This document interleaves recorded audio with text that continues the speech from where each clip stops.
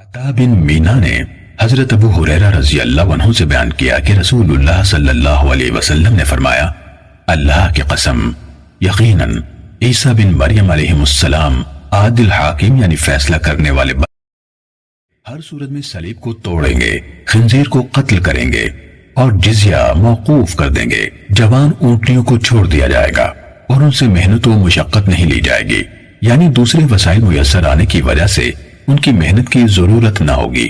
لوگوں کے دلوں سے عداوت، باہمی بغض و حسد ختم ہو جائے گا۔ لوگ مال لے جانے کے لیے بلائے جائیں گے لیکن کوئی اسے قبول نہ کرے گا۔ صحیح مسلم حدیث نمبر 391۔ یونس نے ابن شہاب سے روایت کی، انہوں نے کہا ابو قتادہ انصاری رضی اللہ عنہ کے آزاد کردہ غلام نافع نے مجھے خبر دی کہ حضرت ابو ہریرہ رضی اللہ عنہ نے کہا، رسول اللہ صلی اللہ علیہ وسلم نے فرمایا، اس وقت تم کیسے عمدہ حال میں ہوگے جب مریم کے بیٹے عیسیٰ علیہ السلام تم میں اتریں گے اور تمہارا امام تم میں سے ہوگا، یعنی اترنے کے بعد پہلی نماز مقتدی کی حیثیت سے پڑھ کر امت محمدیہ میں شامل ہو جائیں گے۔ صحیح مسلم حدیث نمبر 392۔ ابن شہاب کے بھتیجے نے اپنے چچا ابن شہاب سے سابقہ سند کے ساتھ حضرت ابو ہریرہ رضی اللہ عنہ سے یہ روایت کی کہ رسول اللہ صلی اللہ علیہ وسلم نے فرمایا، تم کیسے ہوگے جب مریم علیہ السلام کے بیٹے تمہارے درمیان اتریں گے اور تمہاری پیشوائی کریں گے، یعنی جب امامت کرائیں گے تو بھی امت کے ایک فرد کی حیثیت سے کرائیں گے۔ صحیح مسلم حدیث نمبر 393۔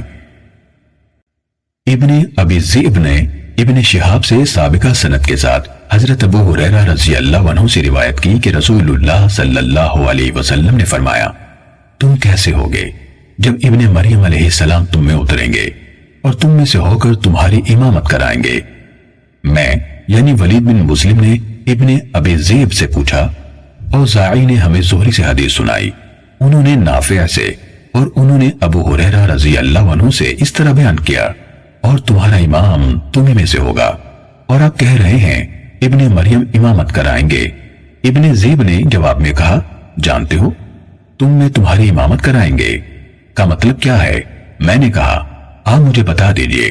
انہوں نے جواب دیا کہ تمہارے رب عز و جل کی کتاب اور تمہارے نبی صلی اللہ علیہ وسلم کی سنت کے ساتھ، یعنی تم میں ایک فرد کی حیثیت سے یا تمہاری امت کا فرد بن کر تمہاری قیادت یا امامت کریں گے۔ صحیح مسلم حدیث نمبر 394۔ حضرت جابر بن عبداللہ رضی اللہ عنہ بیان کرتے ہیں، میں نے رسول اللہ صلی اللہ علیہ وسلم کو فرماتے ہوئے سنا، میری امت کا ایک گروہ مسلسل حق پر قائم رہتے ہوئے لڑتا رہے گا، وہ قیامت کے دن تک یعنی جس بھی معرکے میں ہوں گے غالب رہیں گے۔ کہا پھر عیسیٰ ابن مریم علیہ السلام اتریں گے تو اس طائفہ یعنی گروہ کا امیر کہے گا، آئے ہمیں نماز پڑھائیں۔ اس پر عیسیٰ علیہ السلام جواب دیں گے، نہیں، اللہ کی طرف سے اس امت کو بخشی گئی عزت و شرف کی بنا پر تم ہی ایک دوسرے پر امیر ہو۔ صحیح مسلم حدیث نمبر 395۔ علاء بن عبد الرحمن نے اپنے والد سے اور انہوں نے حضرت ابو ہریرہ رضی اللہ عنہ سے روایت کی کہ رسول اللہ صلی اللہ علیہ وسلم نے فرمایا، جب تک سورج مغرب سے طلوع نہیں ہوتا اس وقت تک قیامت قائم نہیں ہوگی۔ جب وہ مغرب سے طلوع ہو جائے گا تو سب کے سب لوگ ایمان لے آئیں گے۔ اس دن کسی ایسے شخص کو اس کا ایمان فائدہ نہیں دے گا جو پہلے ایمان نہ لایا تھا یا اپنے ایمان کی حالت میں کوئی نیکی نہ کمائی تھی، یعنی عمل سے تصدیق نہ کی تھی۔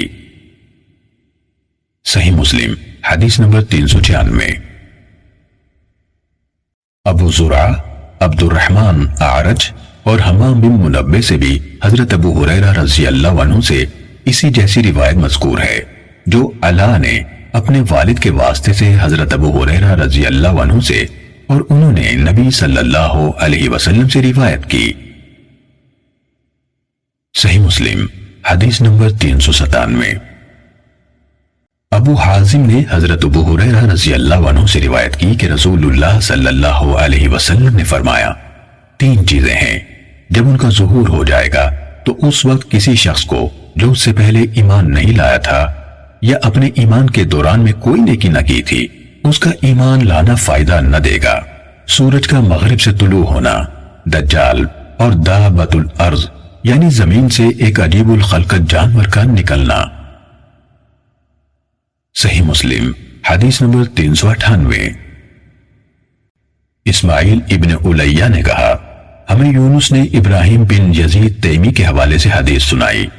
میرے علم کے مطابق انہوں نے یہ حدیث اپنے والد یزید سے سنی، اور انہوں نے حضرت ابو ذر رضی اللہ عنہ سے روایت کی کہ رسول اللہ صلی اللہ علیہ وسلم نے ایک دن پوچھا، جانتے ہو یہ سورج کہاں جاتا ہے؟ صحابہ نے جواب دیا، اللہ اور اس کا رسول زیادہ آگاہ ہیں۔ آپ صلی اللہ علیہ وسلم نے فرمایا، یہ چلتا رہتا ہے یہاں تک کہ عرش کے نیچے اپنے مستقر پر پہنچ جاتا ہے، پھر سجدے میں چلا جاتا ہے۔ وہ مسلسل اسی حالت میں رہتا ہے حتیٰ کہ اسے کہا جاتا ہے اٹھو، جہاں سے آئے تھے ادھر لوٹ جاؤ، تو وہ واپس لوٹتا ہے اور اپنے مطلع سے طلوع ہوتا ہے، پھر چلتا ہوا عرش کے نیچے اپنی جائے قرار پر پہنچ جاتا ہے، پھر سجدہ ریز ہو جاتا ہے اور اسی حالت میں رہتا ہے یہاں تک کہ اسے کہا جاتا ہے بلند ہو جاؤ اور جہاں سے آئے تھے ادھر لوٹ جاؤ، تو وہ واپس جاتا ہے اور اپنے مطلع سے طلوع ہوتا ہے۔ پھر ایک دن سورج چلے گا، لوگ اس میں معمول سے ہٹی ہوئی کوئی چیز نہیں پائیں گے، حتیٰ کہ جب یہ عرش کے نیچے اپنے اسی مستقر پر پہنچے گا تو اسے کہا جائے گا بلند ہو اور اپنے مغرب یعنی جس طرف غروب ہوتا تھا اسی سمت سے طلوع ہو، تو وہ اپنے مغرب سے طلوع ہوگا۔ پھر آپ صلی اللہ علیہ وسلم نے فرمایا، کیا جانتے ہو یہ کب ہوگا؟ یہ اس وقت ہوگا جب کسی شخص کو اس کا ایمان لانا فائدہ نہ پہنچائے گا جو اس سے پہلے ایمان نہیں لایا تھا یا اپنے ایمان کے دوران میں نیکی نہیں کمائی تھی۔ صحیح مسلم حدیث نمبر 399۔ خالد بن عبداللہ نے یونس سے سابقہ سند کے ساتھ حضرت ابو ذر رضی اللہ عنہ سے روایت کی کہ ایک دن نبی اکرم صلی اللہ علیہ وسلم نے فرمایا، کیا تم جانتے ہو یہ سورج کہاں جاتا ہے؟ اس کے بعد ابن الیہ والی حدیث کے ہم معنی روایت ہے۔ صحیح مسلم حدیث نمبر 400۔ ابو معاویہ نے کہا، ہمیں اعمش نے ابراہیم تیمی سے سابقہ سند کے ساتھ حضرت ابو ذر رضی اللہ عنہ سے روایت کی، انہوں نے کہا، میں مسجد میں داخل ہوا جبکہ رسول اللہ صلی اللہ علیہ وسلم تشریف فرما تھے۔ جب سورج غائب ہو گیا تو آپ صلی اللہ علیہ وسلم نے فرمایا، اے ابو ذر، کیا تم جانتے ہو یہ سورج کہاں جاتا ہے؟ کہا، میں نے عرض کی، اللہ اور اس کا رسول بہتر جاننے والے ہیں۔ فرمایا، یہ جاتا ہے، پھر سجدے کی اجازت مانگتا ہے تو اسے سجدے کی اجازت دی جاتی ہے، پھر یوں ہوگا کہ جیسے اس سے کہہ دیا گیا ہو۔ اس میں اشارہ ہے کہ ہم حقیقت کو نہیں سمجھ سکتے، ہمیں تمثیلاً اس کی خبر دی جا رہی ہے کہ جس طرف سے آئے تھے ادھر لوٹ جاؤ، تو یہ اپنے غروب ہونے والی سم سے طلوع ہو جائے گا۔ ابو ذر رضی اللہ عنہ نے کہا، پھر آپ صلی اللہ علیہ وسلم نے تجری لمستقر اللہ کے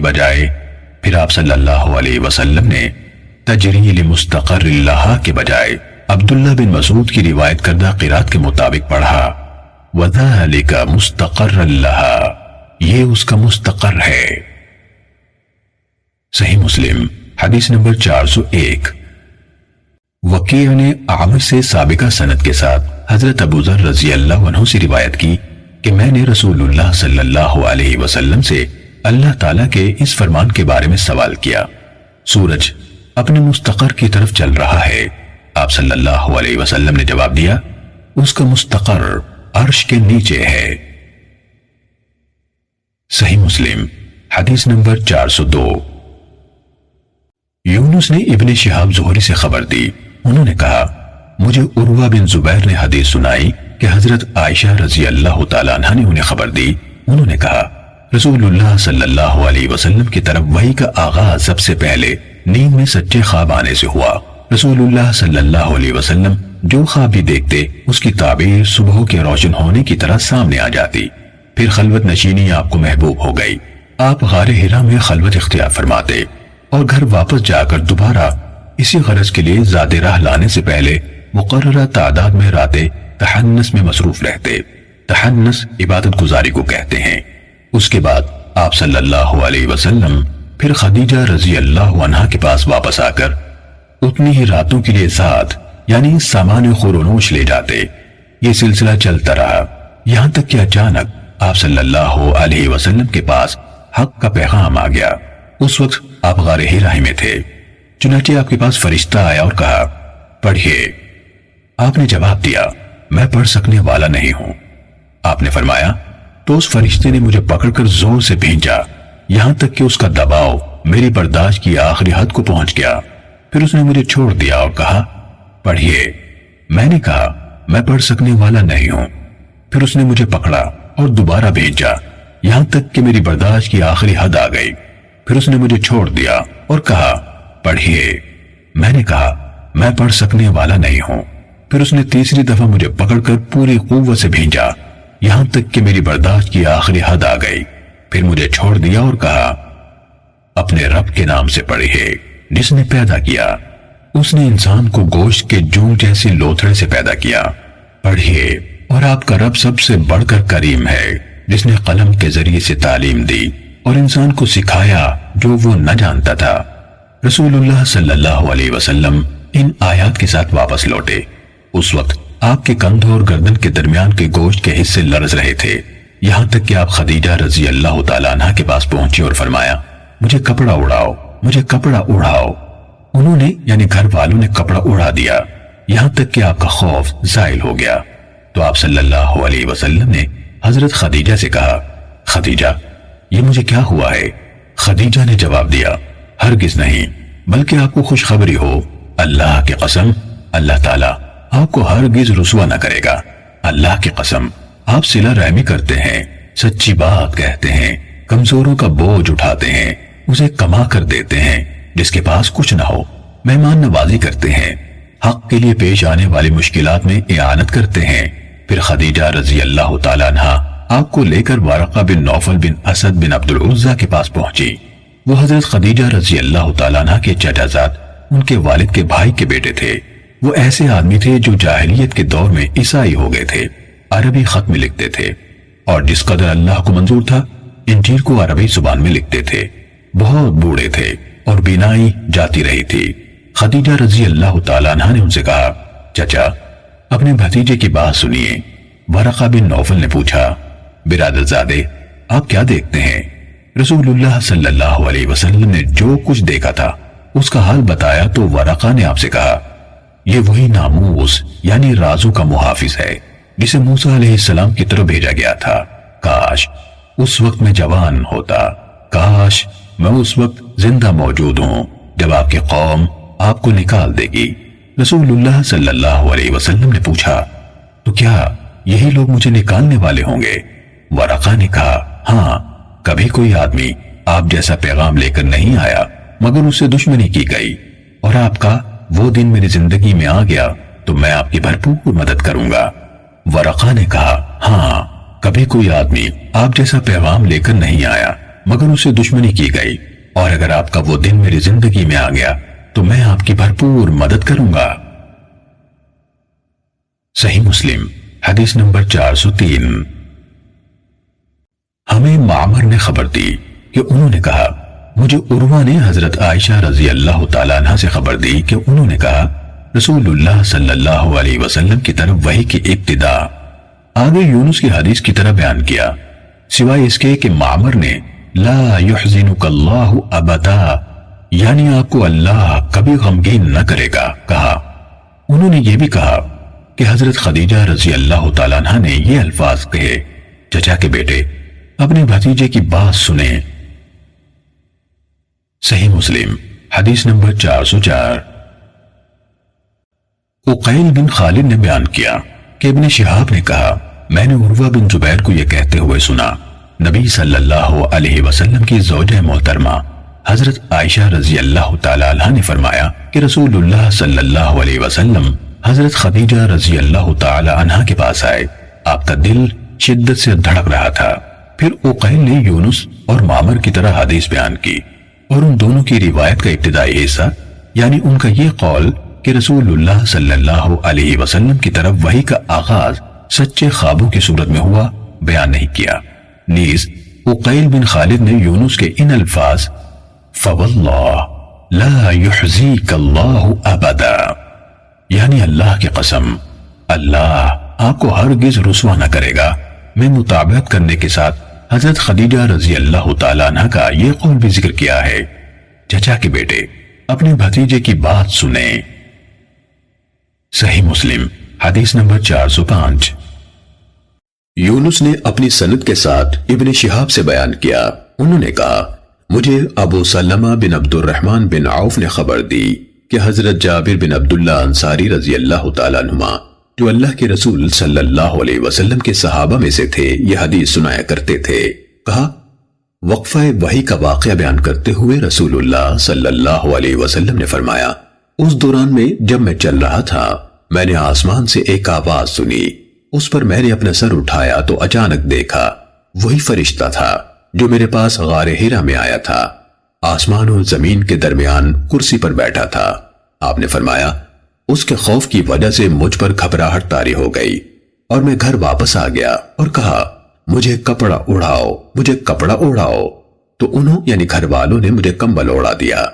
اس پر اللہ تبارک و تعالی نے یہ آیات اتاری، اے کمبل اوڑھنے والے اٹھئے اور لوگوں کو ڈرائیے اور اپنے پروردگار کی بڑائی بیان کیجئے اور اپنے کپڑے پاک رکھیے اور گندگی سے الگ رہیے، اور اس الرجس یعنی گندگی سے مراد بت ہیں۔ فرمایا پھر وہی مسلسل نازل ہونے لگی۔ صحیح مسلم حدیث نمبر 406۔ عقیل بن خالد نے ابن شہاب سے بیان کیا، انہوں نے کہا میں نے ابو سلمہ بن عبد الرحمن کو یہ کہتے ہوئے سنا کہ مجھے حضرت جابر بن عبداللہ رضی اللہ عنہ نے خبر دی کہ انہوں نے رسول اللہ صلی اللہ علیہ وسلم سے سنا، آپ فرما رہے تھے پھر وہی ایک وقفے کے لیے مجھ سے منقطع ہو گئی، اسی دوران میں جب میں چل رہا تھا۔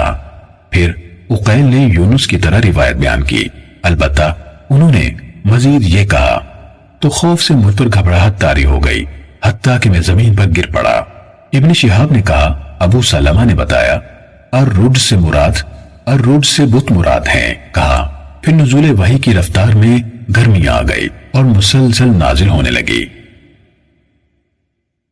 صحیح مسلم حدیث نمبر 407۔ معمر نے زہری سے اسی سند کے ساتھ یونس کی طرح حدیث بیان کی، اس میں یہ کہا تو اللہ تبارک و تعالی نے یا ایھا المدثر سے لے کر والرجز فہجر تک کی آیتیں نازل فرمائی، یعنی نماز فرض ہونے سے پہلے کا واقعہ ہے، اور اس یعنی رجز سے بت مراد ہیں۔ نیز معمر نے عقیل کی طرح مجھ پر خوف طاری ہو گیا کہا۔ صحیح مسلم حدیث نمبر 408۔ اوزاعی نے کہا میں نے یحییٰ سے سنا کہتے تھے میں نے ابو سلمہ سے سوال کیا قرآن کا کون سا حصہ پہلے نازل ہوا؟ کہا یا ایھا المدثر، میں نے کہا یا اقرا۔ ابو سلمہ نے کہا اوزاعی نے کہا میں نے یحییٰ سے سنا کہتے تھے میں نے ابو سلمہ سے سوال کیا قرآن کا کون سا حصہ پہلے نازل ہوا؟ کہا یا ایھا المدثر، میں نے کہا یا اقرا۔ ابو سلمہ نے کہا میں نے جابر بن عبداللہ رضی اللہ عنہ سے پوچھا قرآن کا کون سا حصہ پہلے اتارا گیا؟ انہوں نے جواب دیا یا ایھا المدثر، میں نے کہا یا اقرا۔ جابر رضی اللہ عنہ نے کہا میں تمہیں وہی بات بتاتا ہوں جو ہمیں رسول اللہ صلی اللہ علیہ وسلم نے بتائی۔ آپ صلی اللہ علیہ وسلم نے فرمایا میں نے ہیرا میں 1 ماہ اعتکاف کیا، جب میں نے اپنا اعتکاف ختم کیا تو میں اترا، پھر میں وادی کے درمیان پہنچا تو مجھے آواز دی گئی، اس پر میں نے اپنے آگے پیچھے دائیں بائیں نظر دوڑائی تو مجھے کوئی نظر نہ آیا، مجھے پھر آواز دی گئی، میں نے دیکھا مجھے کوئی نظر نہ آیا، پھر تیسری بار مجھے آواز دی گئی تو میں نے سر اوپر اٹھایا تو وہی فرشتہ فضا میں تخت یعنی کرسی پر بیٹھا ہوا تھا، یعنی جبریل علیہ السلام۔ اس کی وجہ سے مجھ پر سخت لرزہ طاری ہو گیا، میں خدیجہ رضی اللہ عنہا کے پاس آ گیا اور کہا مجھے کمبل اڑا دو، مجھے کمبل اڑا دو۔ انہوں نے مجھے کمبل اڑا دیا اور مجھ پر پانی ڈالا تو اس موقع پر اللہ تعالیٰ نے یہ آیات اتاری، اے کمبل اوڑھنے والے اٹھ اور ڈرا اور اپنے رب کی بڑائی بیان کر اور اپنے کپڑے پاک رکھ۔ صحیح مسلم حدیث نمبر 409۔ علی بن مبارک نے بھی یحییٰ بن ابی کثیر سے اسی سند کے ساتھ روایت کی اور کہا تو وہ آسمان و زمین کے درمیان ایک کرسی پر بیٹھے ہوئے تھے۔ صحیح مسلم حدیث نمبر 410۔